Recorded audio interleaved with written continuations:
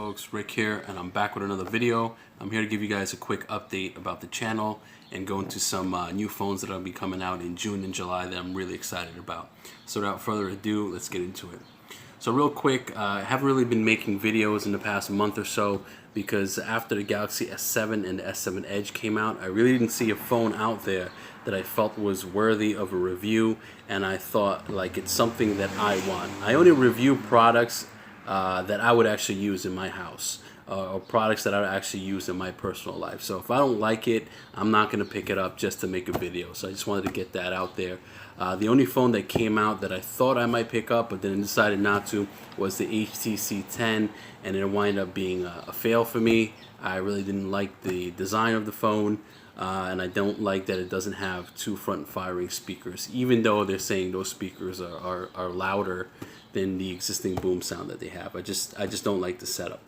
But without further ado, let's get into some of the hot topics right now. So if you can't tell in the background right here, courtesy of Android Authority, you have some leaked images of the Moto Z, they're calling it, or the next iteration of the Moto X lineup.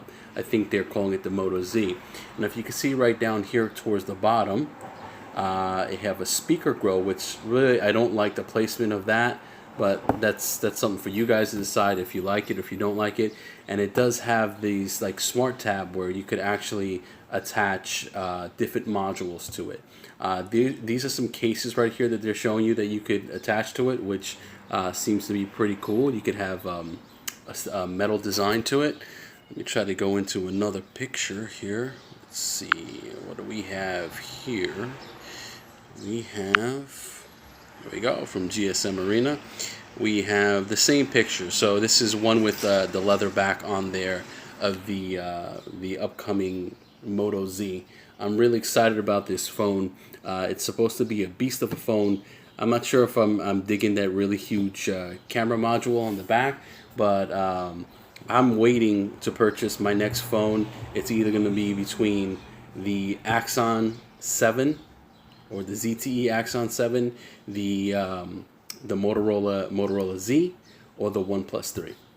So yeah, this is supposed to be like a beast of a phone specs wise. It's top notch, 4 to 6 gigabytes of RAM on there. The modular designs where you could put a speaker on the back, you could put extended battery on the back, a zoom camera lens on the back. So it's similar to what LG was doing, but it takes it to the next level where you don't actually have to sacrifice the phone's design and have the bottom of the phone actually be modular, that you could just attach the modules to the existing phone, which I thought was a cool twist on the whole modular thing, or modular thing.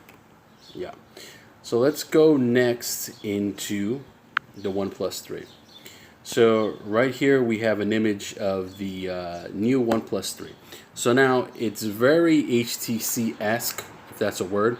It has a 5.5 inch display at 1080p. It has a 16 megapixel rear camera. It's going to be rocking 4 to 6 gigabytes of RAM, which is really cool, and it rivals a lot of the Samsungs, the LGs, the HTCs out there with RAM. Even with the Note coming out soon, I have a feeling that it's going to look more of the same, just with you know, more gigabytes. So I don't know, I'm just not feeling it. So I'm looking to go to something that's in the mid-range price-wise, but it has high-end specs, and this is one of the phones I'm looking at. I can't wait till they unveil this. I'll be making an update video when they do.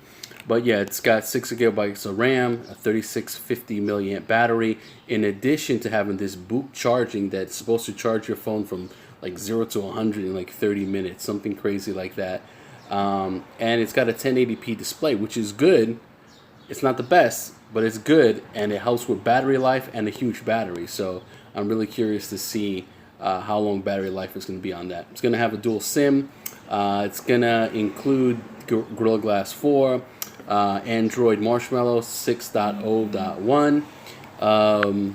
What else? It's going to have a Snapdragon 820 processor, 16 megapixel primary camera with a 1.8 aperture and laser autofocus, 8 megapixel front facing camera. this phone is looking like it's going to be a beast, not to mention the fingerprint scanner and all the other stuff that we expect in a flagship now. The only thing that sucks about OnePlus is obviously that whole invite system, which I'm hearing they're doing away with this one, which is great. And in addition to that, I really like their whole sandstone black version, that variant. I really wish they would have incorporated that with this new phone. I guess we're just going to have to wait and see once they announce it. So let's go into the phone that really surprised me, and I think it's going to be my next phone. So let's scroll up over here, and in case you guys haven't seen it already, this is the ZTE Axon 7.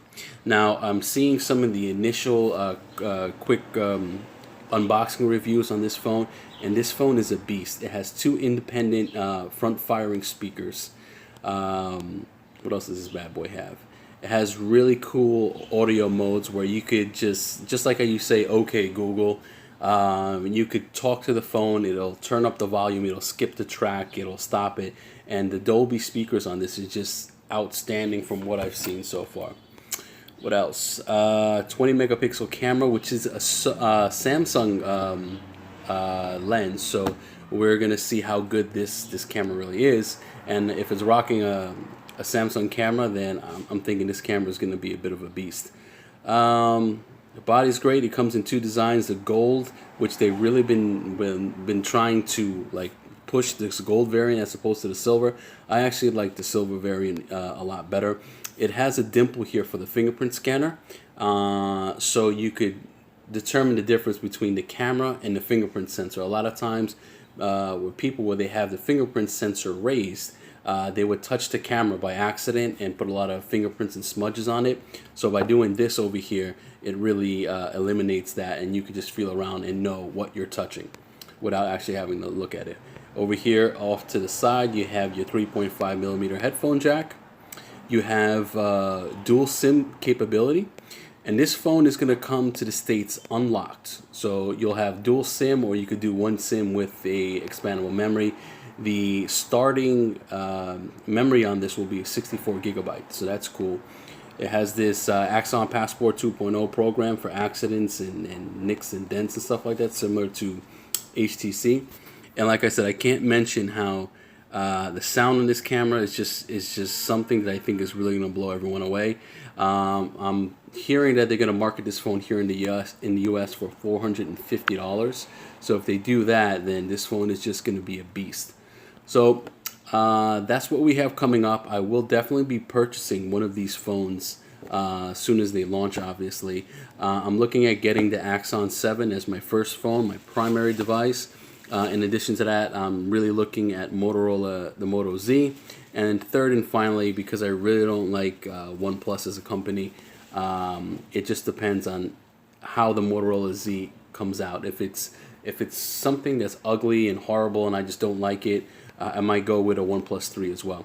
So look out for those reviews coming shortly, the Axon 7 review in either the Moto Z or the OnePlus 3.